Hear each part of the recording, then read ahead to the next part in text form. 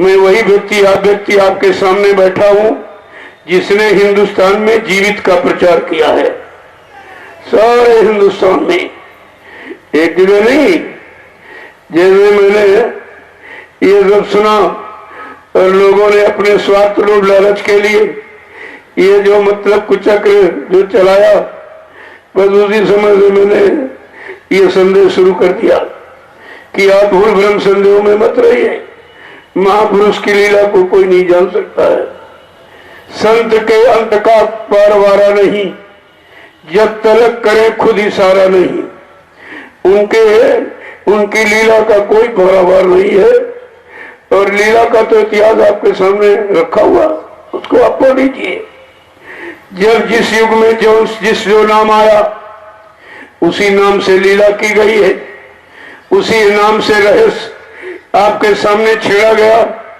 सतयुग में हरि नाम तो हरि लीला हुई, त्रेता में राम नाम आया तो राम लीला हुई, द्वापर में कृष्ण नाम आया तो कृष्ण लीला हुई, आज कलयुग में गुरु नाम आया है तो गुरु लीला हो रही। शंका किस बात की आपको हो रही? ये जरूर है, इतिहास बताता है कि लीला भक्तों के लिए दुखदायी हुई है। बहुत तरह से आपत्ति मुसीबत संघर्ष यातनाएं उनको भोगनी पड़ी। या यूं समझ लो यही भक्त की कसौटी है, यही उसकी परीक्षा है, यही मतलब मजबूती दृढ़ता कृतज्ञता उसकी मानी जाएगी। अगर परीक्षा ना हो तो कोई विद्यार्थी बता सकता मैं किस डिवीजन का हूं?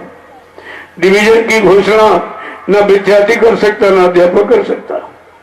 वो तो डिवीजन की घोषणा किसी और पर निर्भर है, कहते पर इच्छा, वो दूसरों की इच्छा पर निर्भर है, वो तो दूसरा घोषणा करेगा आपको। इसलिए आप कोई शंका मत करिए, तब आपके सामने आकर के खड़ा हो जाएगा। वो तो इंतजारी सबने की है। अगर किसी के पास 1989 का संदेश बाबा जय गुरुदेव जी महाराज का हो तो उसको आप पढ़ लीजिए। उसमें उन्होंने लिखा है कि बच्चा बिना इंतजारी का कोई इतिहास नहीं है। राम चाहते तो रावण को कहीं से बैठ के मार सकते थे, और कृष्ण चाहते तो किसी कोने से बैठकर महाभारत कर सकते थे, लेकिन इंतजारी सबने की। क्यों इतिहास नहीं बनता? इतिहास बनाने के लिए इंतजारी सबको करनी पड़ी। तो इंतजारी का नमूना भी आपके सामने, ताकि आपको शंका न हो कि इंतजारी कैसे की जाएगी। तो जब भगवान राम ने जब राम राज लाने का संकल्प लिया तो ऐसे हंसी मजाक में थोड़ी राम राज आया था, कितनी यात्राएं भोगी पड़ी उनको। पहली बात राजतिलक होने जा रहा था, एकदम पहाड़ टूट गया दुख का, कल नहीं राजतिलक नहीं बनवास होगा आपको। और जब वनवास के लिए चल पड़े तो देखे उनके पिता का शरीर छूट गया। ये दूसरी घटना घटी दुख की। इसके बाद जंगल में पहुंचे तो उनकी स्त्री का अपहरण हो गया, तीसरी घटना। इसके बाद चौथी घटना, भाई को यानी शक्ति लगी मेघनाथ की मूर्छा, वो भी बेचारे गिर गए। और चौथी घटना रावण उनको चुरा के रात में ले गया पातालपुरी। देखो कितनी घटनाएं हैं। और इन घटनाओं को जब उन्होंने बर्दाश्त कर लिया तो ऐसे इतिहास नहीं बनता जैसे आप सोचते, हंसी मजाक में बन जाएगा। जब रामराज की स्थापना के लिए भगवान राम को कितना कष्ट उठाना पड़ा, लेकिन ये लोग जानबूझ के लीला करते हैं। ऐसा नहीं कोई अज्ञानता अनजान में करते, जानबूझ के करते हैं। क्योंकि उन्होंने अपना परिचय दिया है कि जब जंगल पहुंचे बचोटी तो मतलब सीता से कहा, सीते देखो तुम्हारे बगैर हरण के रावण का मरण का कोई विधान नहीं है, इसलिए तुम्हारा हरण निश्चित होगा, लेकिन मेरे एक आदेश हुक्म को तुम मान लो। तो गोस्वामी जी महाराज ने लिख के बताया रामचरितमानस कि भगवान राम ने सीते को क्या आदेश दिया, क्या कहा है कि सुनो है प्रिया ये तुम सुनो सुशीला, और हम कह चुकर ने चाहत नर लीला। और जब लग कर हूँ अग्नि बिच बासा, और तब लग कर हूँ निशाचर ना था। बड़ा साफ साफ कहा, तुम तब तक अग्नि में वास करो और मैं तब तक दुष्टों का संहार कर दूं।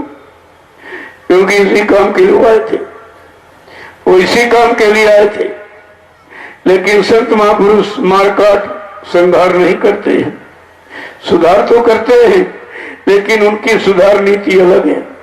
इन्होंने संहार करके सुधार किया, यानी खूनी क्रांति करके, लेकिन संत महापुरुष वैचारिक क्रांति के द्वारा वो सुधार करते हैं। समाज का, देश का सुधार, समाज का सुधार करते हैं। सारी परेशानियों की दूर होने की व्यवस्था, योजना बनाते हैं, उसको लागू करते हैं। ऐसा नहीं केवल भाषणबाजी करते, सारी योजनाएं।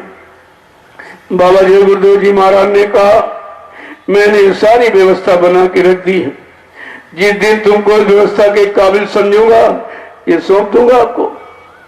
सब व्यवस्थाएं बनी पड़ी है, लेकिन उस समय का इंतजार है कि जिस समय में ये काम होना है।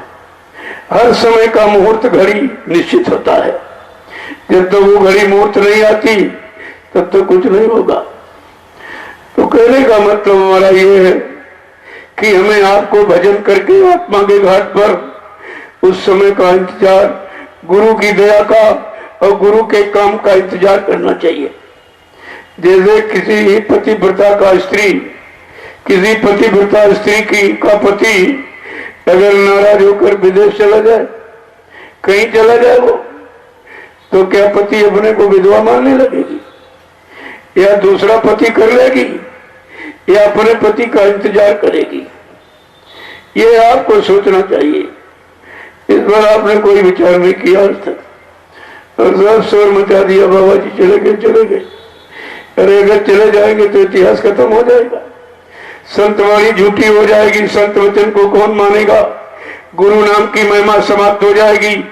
आज ये जो पर्व गुरु की पूजा का, पूजा माने उन्होंने जो यश, जो मतलब मेहनत की, परिश्रम किया, जो त्याग किया है इन देश के लिए, समाज के लिए, इन जीवों के लिए, इतिहास खत्म हो जाएगा। इतने बड़े बड़े वादे हैं उनके, एक तरह का वादा नहीं है, हजारों किस्म के वादे। इसीलिए तुम आगे कहीं भूल भ्रम में न पड़ जाना। उन्होंने पूरा वादा आपके सामने अपने काम का रखा, लेकिन आप सब भूल गए। कहा था बच्चा मेरे इन सत्संग वचनों को ऐसे संभाल के रखना जैसे रुपया पैसा सोना चांदी लोग बांध के रखते हैं। अगर हमारे सत्संग वचनों को तुमने भुला दिया तो हमारी दुआ दया के भंडार से तुम करोड़ों को पीछे चले जाओगे। हमने आपने वही तो आज किया है। किसी को गुरु का वचन, गुरु का शब्द, गुरु का वादा, गुरु का संकल्प प्रण किसी को याद है? अगर याद होता तो आपको शंका थोड़ी होती। जबकि उन्होंने कहा कि ये सूरज पूरब में निकलता है, ये बच्चा चाहे पश्चिम में निकलने लगे तुम इसको मान लेना, और जमीन आसमान की जगह पर चली जाए, आसमान जमीन के जगह पर आ जाए तुम ये भी मान लेना। लेकिन जो मैं मंच पर बैठकर बोल दूंगा वो बच्चा इधर उधर होने वाला नहीं है। फिर आपने कैसे भुला दिया? छोटी मोटी चीज कहा मैं परिवर्तन करने आया हूं, परिवर्तन करके ही जाऊंगा, कोई माई का लाल हमको रोक नहीं सकता है। मेरे इस परिवर्तन के काम को न कोई कर सकता है, न हमको अपने काम से कोई रोक सकता है। मैं वो गांधी महात्मा नहीं जो चूक जाऊं। उनको लोगों ने गोली का शिकार कर दिया, लेकिन मुझको मारने के लिए अभी सृष्टि में कोई गोला बारूद तैयार नहीं है। न हमें कोई मार सकता है, न हमें कोई धोखा दे सकता है, न हमें कोई धन दौलत सामान सम्मान से खरीद सकता है। मैं अपना काम करने आया हूं, काम करके ही जाऊंगा, चाहे अपने वादों को पूरा करने के लिए इसी पंच भौतिक शरीर में हमको 400 वर्ष तक रहना पड़े।